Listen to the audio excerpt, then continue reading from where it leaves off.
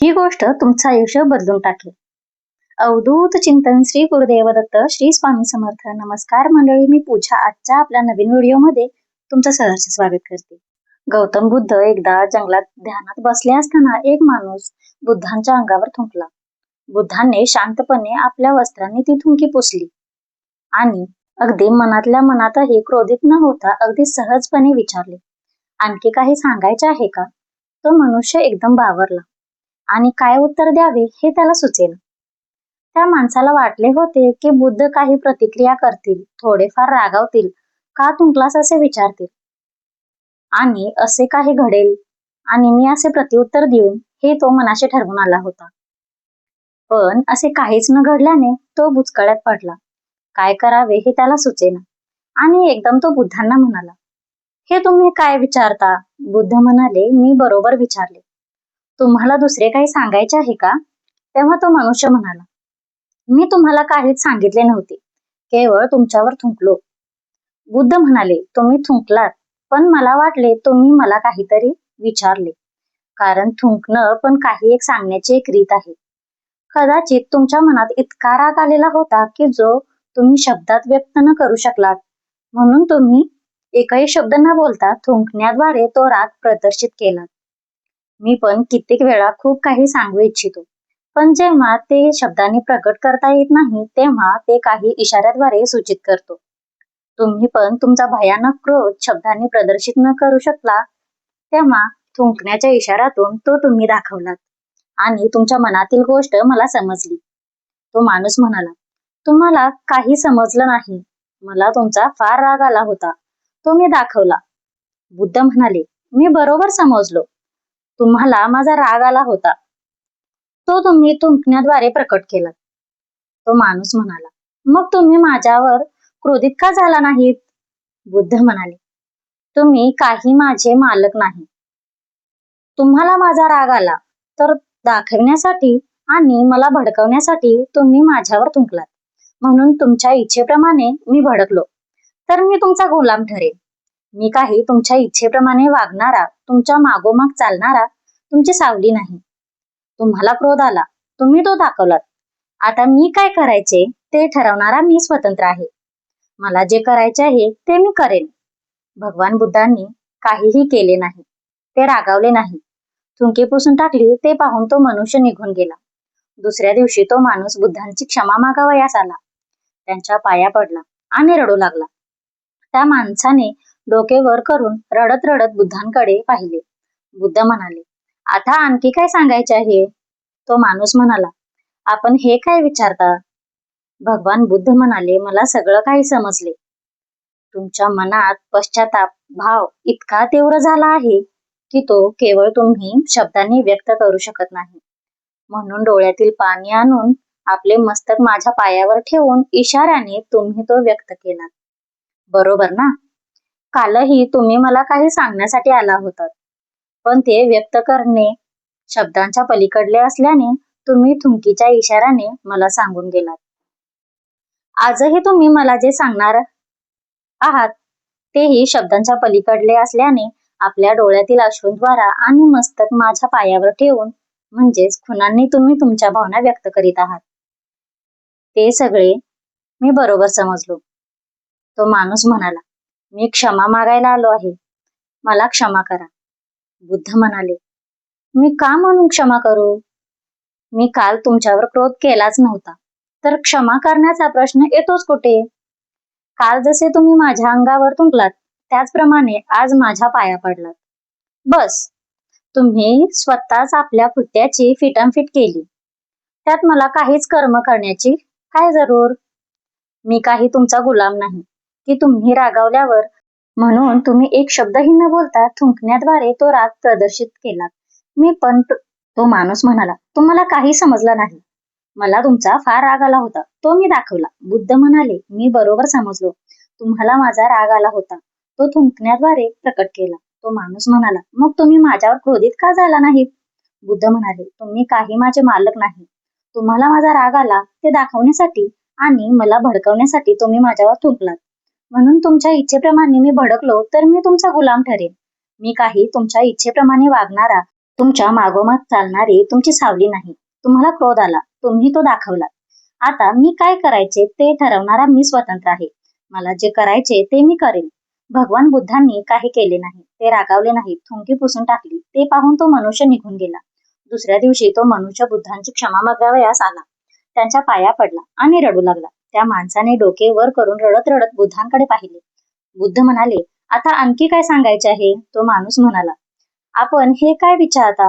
भगवान बुद्ध म्हणाले, मला सगळे काही समजले. तुमच्या मनातला पश्चाताप भाव इतका तीव्र झाला आहे की तो केवळ शब्दांनी व्यक्त करू शकत नाहीत. म्हणून डोळ्यातील पाणी आणून आपले मस्तक माझ्या पायावर ठेवून इशारे तुम्ही तो व्यक्त केला. बरोबर ना? कालही तुम्ही मला काही सांगण्यासाठी आला होता, पण ते व्यक्त करणे शब्दांच्या पलीकडले असल्याने तुम्ही थुंकीच्या इशाराने मीही रागवावे. तुम्ही म्हणाल तेव्हा मी तुम्हाला क्षमा करायची. या कथेतून हा बोध घ्यायचा की चांगलं किंवा बरं समोरचा कसाही वागला, त्याला प्रत्युत्तर देणार हे सर्वस्वी आपल्याच हाती असतं. त्यांच्या चुकीच्या वागणुकीला प्रतिसाद देऊन आपण त्यांचा गुलाम व्हायचा नाही. एकदा भगवान बुद्ध एका शेतकऱ्याकडे भिक्षा मागण्यासाठी गेले. तथागत भिक्षा मागायला आलेला पाहून तो शेतकरी तुच्छतेने म्हणाला, श्रमण, मी शेत नांगरतो आणि मग जेवतो. तू सुद्धा नांगरणी करून बी पेरावेस आणि मग जेवावेस. बुद्ध म्हणाले, महाराज, मी सुद्धा शेती करतो. शेतकऱ्याला कुतूहल वाटले आणि तो म्हणाला, मला तुमच्याकडे नांगर, बैल किंवा शेतीसाठी शेतही दिसत नाही.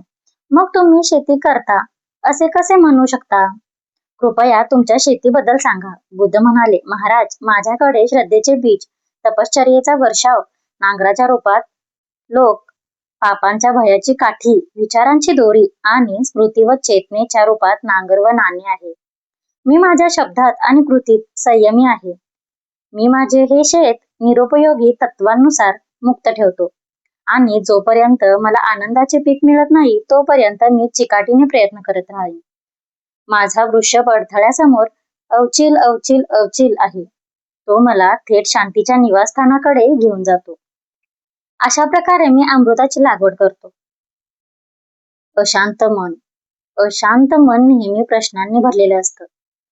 जेव्हा मनात सतत गोंधळ चालू असतो तेव्हा योग्य निर्णय घेणे कठीण होते.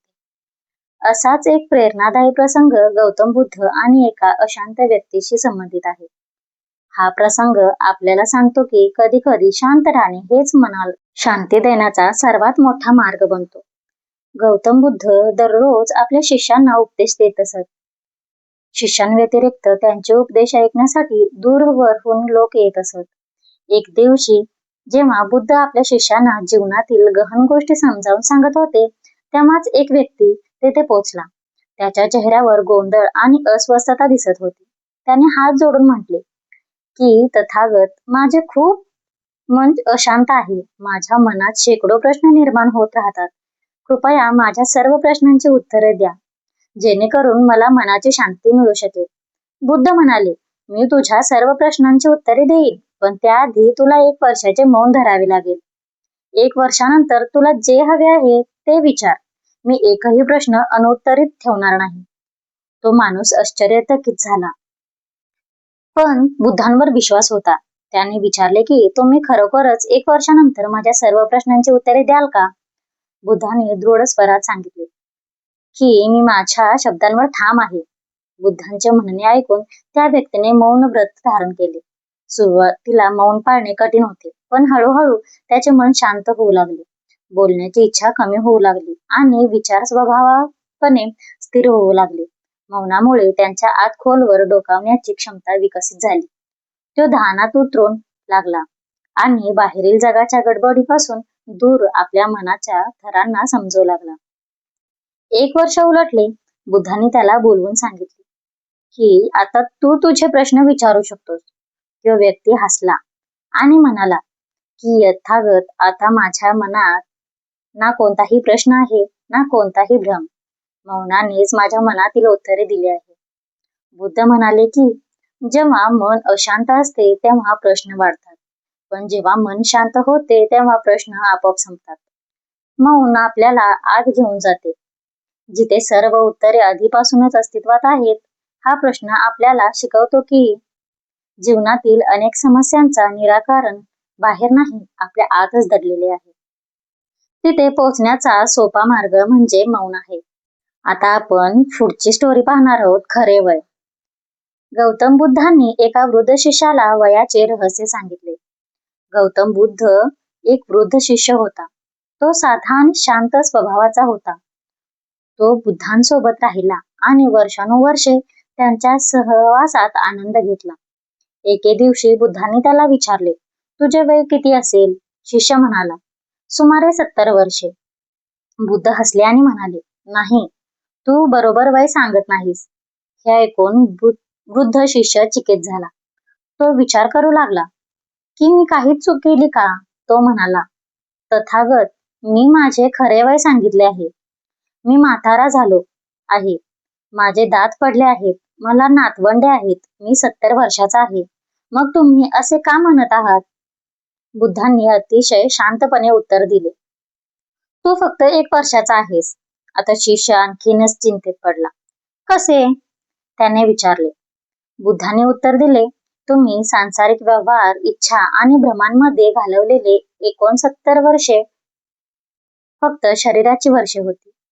त्याचा आत्म्याच्या प्रवासात काहीच हातभार नव्हता. पण जेव्हा तुम्ही धर्मांच्या मार्गावर पाऊल ठेवले, तेव्हा तुम्ही खरोखर साधना, ध्यान आणि आत्मनिरीक्षण स्वीकारले. तेव्हा तुमचे जीवन खरोखर सुरू झाले. तो काळ फक्त 1 वर्षाचा आहे. तेच तुमचे खरे वय आहे. बुद्धांचा हा संवाद फक्त वृद्ध शिष्यासाठी नव्हता, तर तो प्रत्येक व्यक्तीसाठी आहे. बुद्धांचा हा दृष्टिकोन आपल्याला शिकवतो की जीवन हे वर्षांनी नाही, तर जाणीवेने मोजले जाते. आपण आत्मविकास, सद्गुण आणि आत्म्याच्या शुद्धीकरणासाठी जो वेळ घालवतो, तोच मौल्यवान असतो. आपल्यापैकी बरेच जण वर्षानुवर्षे काम करतात, कधी नोकरी करून, कधी व्यवसाय करून, तर कधी कौटुंबिक जबाबदाऱ्या देऊन. या सर्वांचे स्वतःचे महत्व आहे. परंतु जर आत्मनिरीक्षण, ध्यान आणि आंतरिक शांतीसाठी कोणतेही प्रयत्न केले नाही, तर तो केवळ एक शरीराचाच काळ असतो, आत्म्याचा नाही. आता जीवनात शांती मिळवण्यासाठी काय करावे? प्रसंगाची शिकवण. काही वेळ शांत राहण्याची सवय लावा. दिवसातून फक्त 10 मिनिटे न बोलता बसा. यावेळी फक्त श्वासांच्या प्रहाराची जाणीव ठेवा. हळूहळू मनातील गोंधळ शांत होईल आणि निर्णय घेण्याची क्षमता वाढेल. विचारांना थांबवू नका, त्यांना फक्त येऊ जाऊ द्या. मनाला जबरदस्तीने शांत करण्याचा प्रयत्न करू नका. विचारांना ढगांसारखे जाऊ द्या. हा सराव मानसिक ताण कमी करतो आणि मनही हलके करतो. सोशल मीडियापासून दूर राहा. मोबाईल, सोशल मीडिया आणि सतत माहितीचा भडीमार मनाला अस्वस्थ करतो. दिवसातून किमान 1 तास पूर्णपणे डिजिटल मुक्त राहा. यामुळे मानसिक स्पष्टता वाढते. हळू विचार करण्याची सवय लावा. घाईघाईने विचार केल्यास निर्णय चुकीचे होतात. कोणत्याही मुद्द्यावर शांतपणे 2-3 वेळा विचार करा. ही सवय जीवनात स्थिरता आणि शांतता देखील आणेल. प्रकृतीची संपर्कात राहा. सकाळचा सूर्यप्रकाश, झाडांचा स्पर्श, हवेतील हलकी झुळूक हे सर्व मनासाठी नैसर्गिक उपचार आहेत. आठवड्यातून काही वेळ निसर्गाशी जोडून घ्या आणि मनाला रिसेट करा. अनावश्यक प्रश्न विचारणे टाळा. प्रत्येक प्रश्न विचारणे आवश्यक नसते. कधी कधी मन स्वतःच गोंधळ निर्माण करते. असे प्रश्न लिहून घ्या आणि काही वेळानंतर पहा. बहुतेक प्रश्न स्वतःच महत्वहीन वाटू लागतात. ध्यान आणि प्राणायाम करा. रोज काही वेळ ध्यान केल्याने मनाला स्थिरता मिळते. प्राणायामाने मन शुद्ध आणि शांत होते, ज्यामुळे भावनिक संतुलन वाढते. आता कोणत्याही परिस्थितीत प्रतिक्रिया देण्यापूर्वी थांबा. हे छोटेसे थांबवणे तुम्हाला राग, निराशा किंवा गोंधळात घेतलेले निर्णय पासून वाचवू शकते. आपल्या आतल्या गोंधळाला ओळखा. बाह्य नाही, आंतरिक गोंधळ सर्वात जास्त हानी पोहोचवतो. नियमितपणे आत्मचिंतन केल्याने हा गोंधळ कमी करता येऊ शकतो. दररोज काही वेळ ध्यानासाठी द्या. फक्त 10 मिनिटे शांतता आणि ध्यान केल्याने आत्मा जागृत होऊ शकतो आणि मन शांत होऊ शकते. नैतिकता आणि संयम स्वीकार. जीवनात नैतिकता आणि शुद्धता ही आध्यात्मिक प्रवासाचा पाया आहे. अंतर्दृष्टी विकसित करा. केवळ बाह्य जगच नाही तर आतील जग देखील जाणून घ्या. धर्म आणि अध्यात्माला जीवनाचा एक भाग बनवा. पुस्तके, सत्संग आणि चिंतन याच्या माध्यमातून. गौतम बुद्धांनी ही छोटी पण गहन कहाणी आपल्याला आत्मपरीक्षण करायला शिकवते. ते आपल्याला सांगत आहेत की आपण खरोखर जगत आहोत की फक्त जगत आहोत असा विचार करत आहोत. प्रत्येक व्यक्तीला आयुष्यात जागे होण्याची संधी मिळते तेव्हा ती संधी येते. त्या क्षणी जीवन सुरू होते. त्याला त्या व्यक्तीचे खरे वय असे म्हणतात. तुम्हाला ही गोष्ट आवडली आहे का हे कमेंटमध्ये नक्की. गौतम बुद्धांची ही काही तत्वे आपल्या आयुष्यात आणली तर आपलं हे आयुष्य बदलू शकतं. श्री स्वामी समर्थ.